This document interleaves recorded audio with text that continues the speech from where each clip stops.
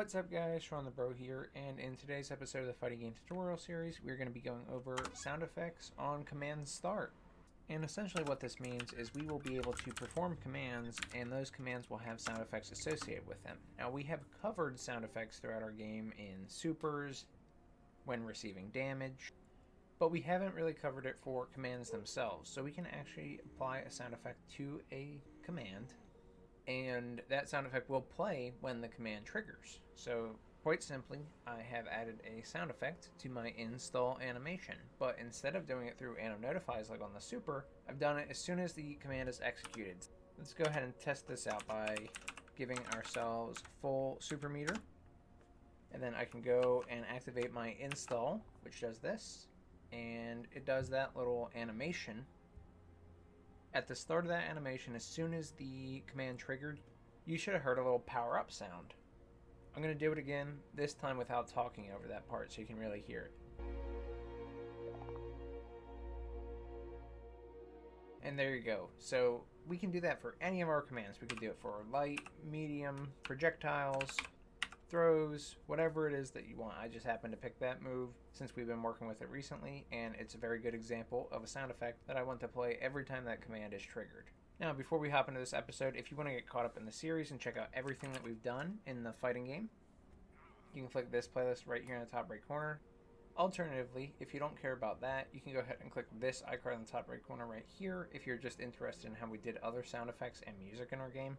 That system is quite a bit different, but it's still relevant and useful for today's episode. But with all that out of the way, let's go ahead and get started. So this is a code and blueprint tutorial series. We're going to be using a mix of code and blueprints today. So the first thing we want to do is go to the code and specifically go to fightertemplateCharacter.h. In here, we want to scroll down to our F command structure. My F command structure has all of my details about my commands that are relevant to the character at runtime. So it has things like the name of the command, the state that they have to be coming from, the state that they're going into, the required amount of meter, and a lot more. I've added a new variable for this today that I've called trigger sound, so the sound that's going to play when this command is triggered. I've made it the same U property as all of the other variables in this structure. U property of edit anywhere blueprint read write with a category of move data. So we can access it and edit it in the blueprint, and we can also find it easily by typing in move data in the blueprint. The variable itself is type uSoundWavePointer, and I've called it trigger sound. So it's a pointer to a sound wave, and sound wave is what Unreal uses to play sound effects. Once you've made this variable, you don't have to do anything with it here in the code, unless you've decided to handle all your commands in the array method and you did not transfer over to the data table method that we did in the series. Of course, if you didn't transfer over, then your commands are all set up in the code, probably in the constructor of each character class. You'll want to assign your trigger sound in there. Otherwise, if you've been following the series directly, we want to now go to the blueprints. We need to go to the structure that our data table is created off of. So I'm going to go to my blueprints and go to my library blueprints and specifically go to F command details. Now you may or may not have this depending on if you took my advice in the series. So F command is our code structure, but F command details has a lot more information about the command, a lot of things that the character does not need to be storing and holding on to at runtime. So it has almost all the same parameters as the code one, with additional.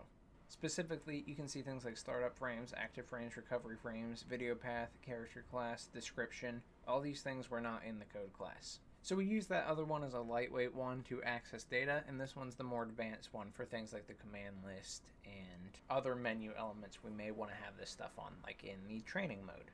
If you do have this structure, then we're going to want to make sure we add the trigger sound of this as well. That way the data table can pass in a sound effect to trigger. So to do this, you can go ahead and click New Variable in your structure, and it will make a new variable down at the bottom of type Boolean. It will look like this. Then you can press the arrows to move it to where you want it.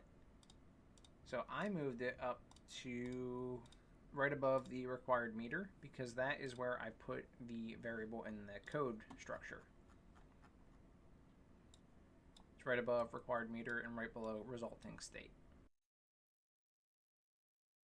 And you'll see resulting state is the one above trigger sound and the required meter is the one below trigger sound. So in my case, I've already done it. but you won't have this trigger sound in here, so that's what this variable is for. So go ahead and call it trigger sound. And you'll want to change the type from Boolean to sound wave, and it's going to be a sound wave object reference.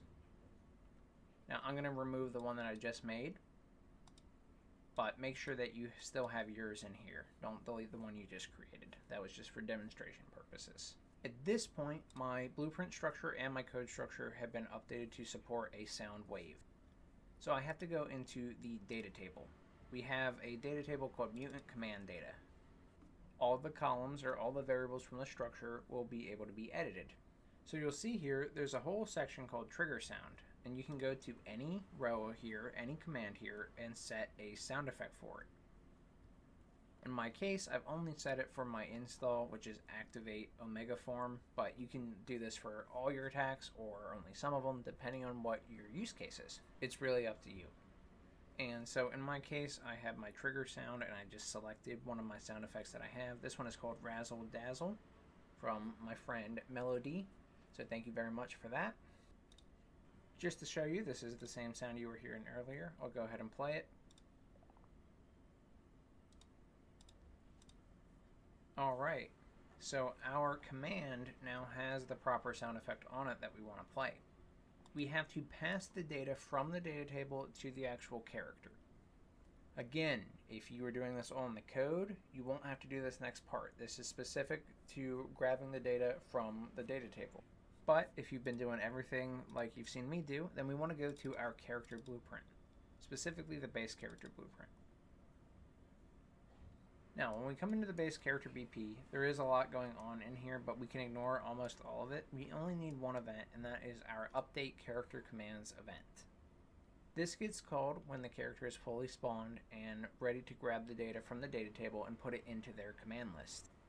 So you'll see we were getting all the rows from the data table, and then we were getting the specific row, breaking it apart, and passing the data along to the code command structure. So anything that the code command structure needs from the data table is being passed. Anything else can just be left alone and ignored because the code doesn't need to hold that data. It doesn't need the extra memory being used. You should see that break F command details has something called trigger sound now. It may be available for you automatically. If not, you can click on your break node and check as pin. This will make it pop up right here. And then the same with the make command. This is our code class structure. It should have the trigger sound available, but if for whatever reason it doesn't, you can click on the node and then check trigger sound as pin. Then pass the trigger sound from the data table into the trigger sound from the code structure. Now the command that is going to a character for their command list has that sound effect. So we're just updating that update character commands event that we set up earlier in the series. Now we pass that data along. So I am going to go back to my code class now, specifically my fighter template character.cpp. And we are going to scroll down to wherever it is that we start our commands or where we trigger our commands. So specifically for me, I have start command as a function. This is where it's being called, but this is where it's actually being defined. So this is the logic that's going to happen when we call start command. Start command is called, it passes in the command name of the command that we're triggering. Then the command's data gets used to determine if we have enough meter, if it's a charge attack, if we've used the command. Once we've used the command, I say it is safe to trigger the sound effect. I wouldn't want to do it before that because if the command fails in one of these other conditions, you'll play the sound effect, but the command won't actually come out. And the intention is for the command and the sound effect to be paired. So after has used command for the command is true, I've added this logic for today's episode. So first things first, we want to make sure there is a sound effect to play. Remember, not all attacks, not all commands need sound effects. In fact, none of them do. So if you don't want to add these sound effects to certain attacks, we shouldn't try and play a sound effect that doesn't exist. Depending on how you're using it, that could actually cause a crash, so we definitely want to avoid it. I'm going to check to see if the character commands with the current command, in this case it is our install command, has a sound effect, so .trigger sound. If there is, we'll go into this behavior, and then we want to see if we can play the sound effect at the appropriate volume that the user selected. We have covered volume in this series, and that is in our game instance. So we need a reference to our game instance, that way we can grab the appropriate volume to play our sound effects and music at. So I have another if statement, if auto game instance ref equals cast to base game instance, because that's the game instance that we're using that has those audio modifiers. And what I'm casting is the get game instance. Get game instance is the function that Unreal has to actually get the active game instance. So we're just getting the game instance, we're casting it to our game instance type, making a variable to it. If this cast succeeded, then this variable will be filled out. This if statement will succeed. If it succeeds, we'll go and do this logic right here. We're going to use gameplay statics play sound 2D. And this is how we can play a sound effect through Unreal. Now we need the context, which is just the given world. It's a 2D sound effect, so just the world we're in is good. We just want to play it there so that we can hear it. We need the actual sound that we're going to play, so I'm going to grab the current command that we're on, .trigger sound, grab the sound effect for this command that's playing. Then we can pass along the volume as well. Since the game instance ref was valid, we should be able to grab the sound effect volume from it. So game instance ref, arrow, sound effect volume. That's the volume that we want to play this sound at. Now this else is if the game instance ref fails. If this fails, you probably have bigger problems, but if for some reason it fails and everything else is working well, we don't want to just not play the sound effect. We'll just play it at regular volume. So we're going to do the same call, gameplay statics, play sound 2D, passing in the context, which is still get world. And the sound effect is the trigger sound of the current command. Now, you might not have this gameplay statics depending on if you've been following the series directly or not. If you don't, you just have to include up at the top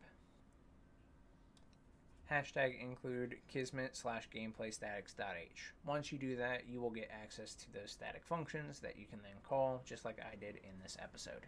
At that point, we can go ahead and launch the editor again and test it out.